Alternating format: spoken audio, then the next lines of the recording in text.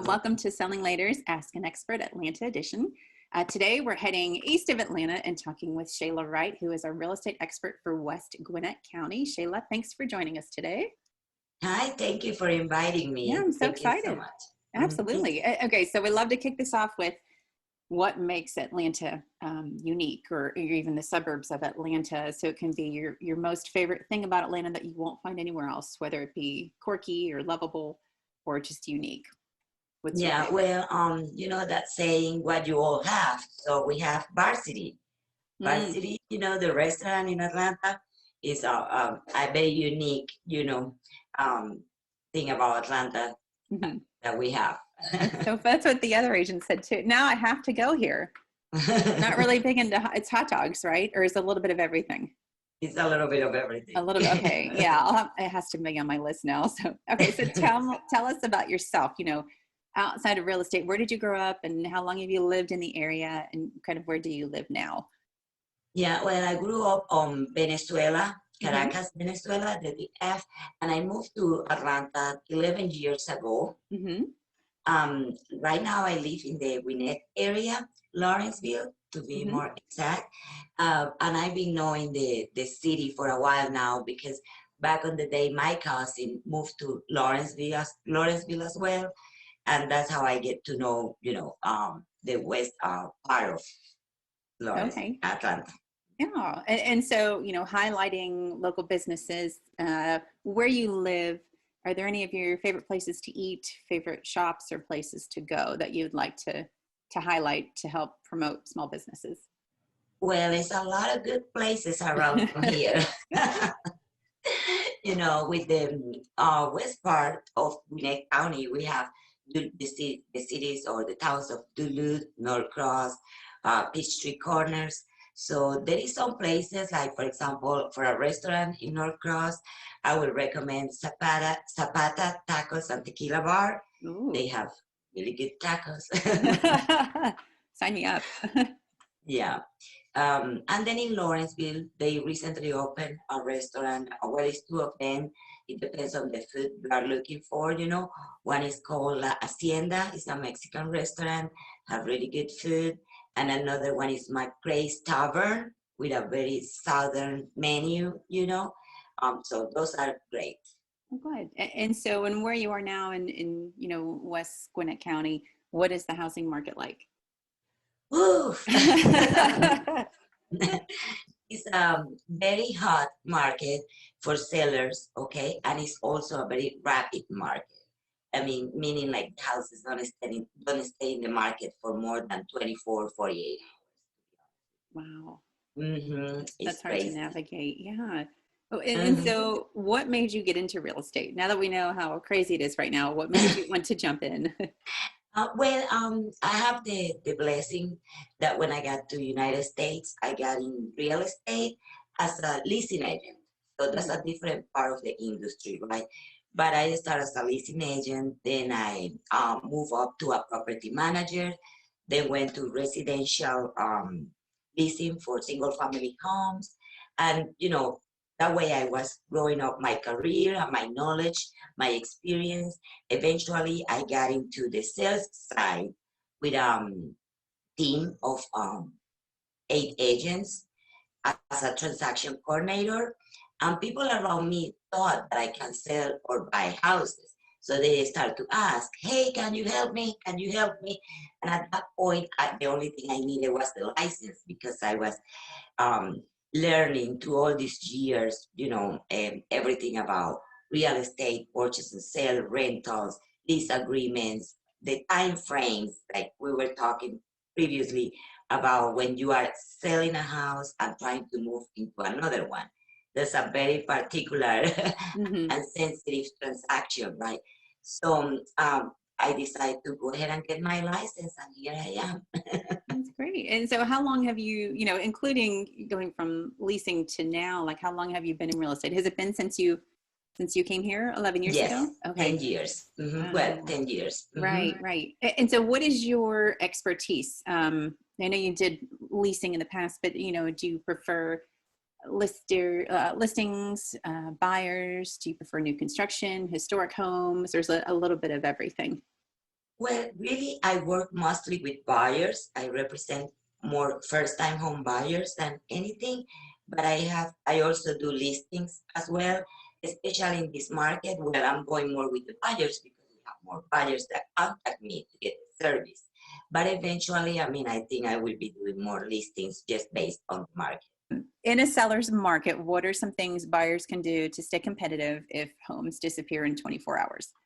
Yeah, well, I will say that using short due diligence periods, short contingency periods. Of course, we always protect the client. That's our main um, reason to hire a real estate agent, to protect your interest, but to look out for your best interest. But I will say that to stay competitive, short due diligence periods and short contingency periods help a lot in this competitive market.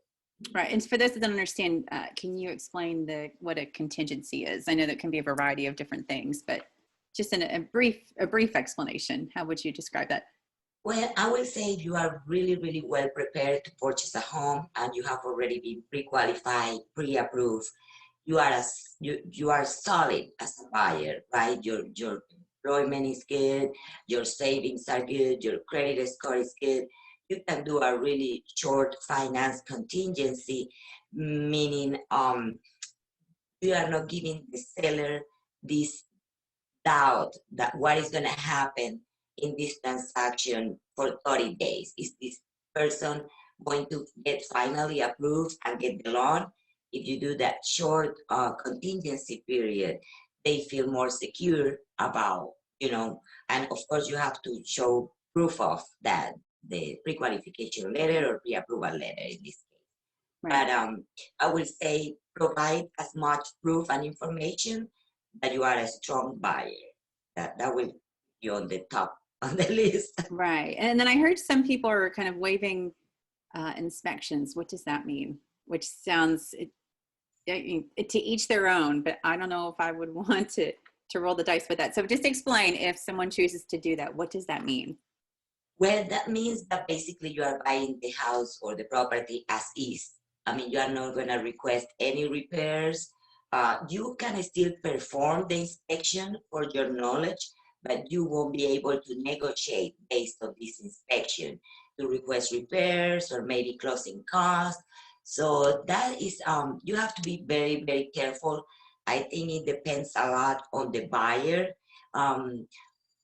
Their, I will say, their abilities to maybe fix the stuff, put it that way. Mm-hmm. Okay. And you have somebody that work in construction and maybe have a lot of knowledge in plumbing, power, all that kind of stuff. They feel they will be able to fix and they have the money and the time to make these repairs in case there is something on the house that, is not working properly, then they maybe can waive the inspection.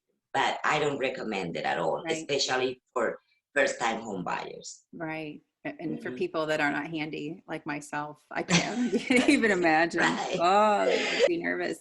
Yeah. I even think of our house. Our house is 8-9 years old. Like, I'm sure there's stuff in our house that needs done. Like, you just never know until you have someone in it. And I should recommend like a very good inspector, not just an inspector, someone that's going to, for you as the buyer, like get on there, get underneath the house, get in the attic, look everywhere and really understand what's going on in the house, because there can be a lot of issues. So Yeah. So it's not recommended, but no one can tell you what to do, but if you're not handy, it's probably not a good idea. Yeah, no, it's probably not a good idea as much as you want the house. Right. I know it's like that fear of missing out, and what if something better doesn't come along, but you can't let that sway you from being realistic about this thing that you're going to buy for and pay for it for the next 30 years. That commitment, be smart about it. And so talking about buying, you want to find someone great that's going to help you. And everybody says to ask your friends and family to find a good agent. But say I am moving to the area and I don't know anybody. Like, what's a good way to find a good agent?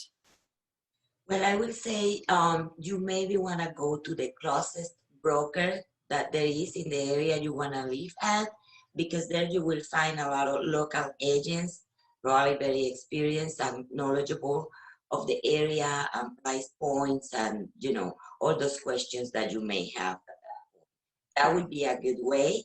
I would say you can go online and look at the reviews, of course, but at least for me, I like that person to person feeling, if it was me, I would go to a local broker, a local firm, and interview a couple agents and go from there. Right. That's smart too, because, we talk about finding people that actually work where you want to live and where you want to buy, and how that makes such a difference even after you close. So finding an office that is in where you want to live makes sense, and interviewing people too, and understanding there has to be kind of a personality match, or, like the way that you think, does this person think the same way? Like, are you communicating? Because communication is kind of important too, which leads me to my next question. So when you're interviewing an agent, what is something that you feel would be a red flag when you're interviewing them? Something that maybe makes you think maybe you shouldn't be using them? Well, I would say not knowing the local area or where you want to live at. Like if you feel there is some missing information, I would say that's a red flag. Maybe a person that it doesn't show up on time or is not organized, that would be a red flag too. I think those would be the main things I would look for. Right. I was looking for Right. an agent. No, that makes sense. And that's, I think organization, especially, and when you have to look at a home within 24 hours and maybe submit an offer, and you have to have all that done, you need someone that's on top of it, who is able to pull that together for you, versus maybe we can look at it in 3 days and I'll send your offer in tomorrow. Like, it doesn't sound like that's the kind of environment that you can function in right now, I don't think. No, Right. at all.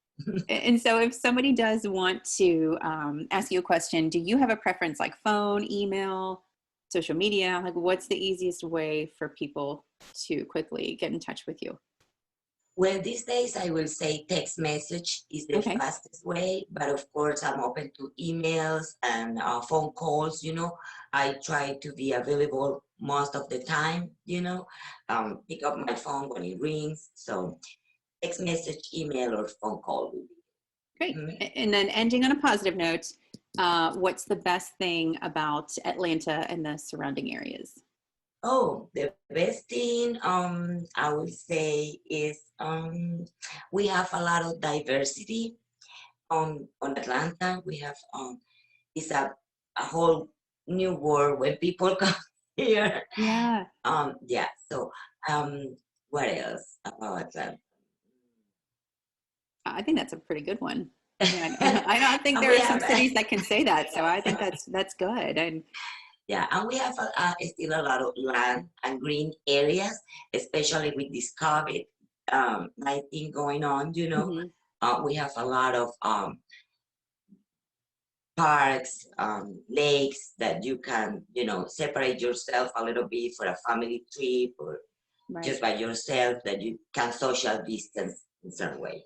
Right. Alana, our stager that sits on the panel for Atlanta, that was her favorite thing, is that when you fly in, it's just trees. Like everything you see is just green and trees. And she's like, it's just so peaceful. And, and when you speak to diversity, I just think it's so awesome to have a place where you can be around people that don't look like you and don't talk like you, and you get to just learn from each other. I think that's so important. And I think that's such an awesome piece to Atlanta, and to be able to have that is great.